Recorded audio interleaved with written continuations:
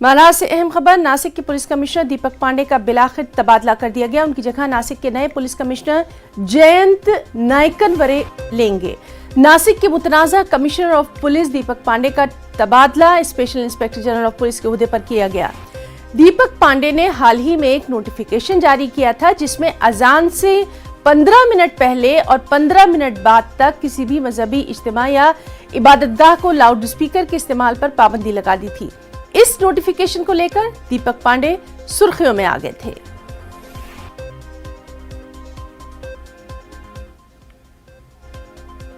और सीधे रुख करेंगे हमारे साथी प्रशांत पांडे का। प्रशांत, आपसे जानना चाहेंगे, काफी अहम मामला है ये और बिलाखिर अब ये खबर कि दीपक पांडे का तबादला कर दिया गया, तफसीलात। बिल्कुल, देखिए, जिस तरह से लाउड स्पीकर का मुद्दा राज ठाकरे ने जब अपनी सभा में उठाया तब से देखा गया है कि मुंबई और पूरे महाराष्ट्र में एक अलग ही माहौल सा बन गया था। हर मंदिर, हर मस्जिद के बाहर इन चर्चाओं को लेकर के काफी तेजी देखने को मिल रही थी।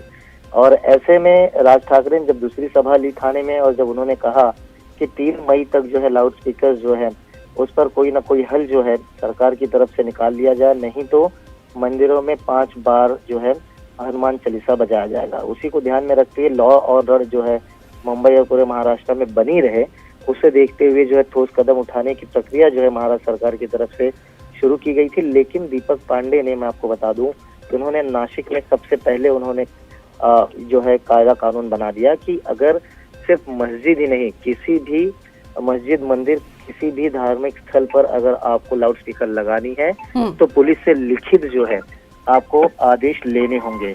और अगर 3 मई के बाद किसी भी मंदिर, मस्जिद में अगर लाउड स्पीकर मिलता है तो उस पर कायदा से, कानून से कार्रवाई की जाएगी।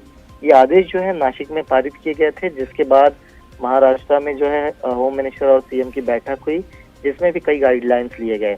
लेकिन इस तरह के बयान और इस तरह के जो स्टेप जो है दीपक पांडे की तरफ से उठाए गए थे, जो नासिक के पुलिस कमिश्नर हैं, उसके तुरंत बाद आज ये खबर आ रही है कि उनकी जो है ट्रांसफर जी प्रशांत, तो लगातार इस अहम खबर पर अब क्या रद्द अमल रहता है उस पर भी नजर बनी रहेगी। बहुत बहुत शुक्रिया आपका तमाम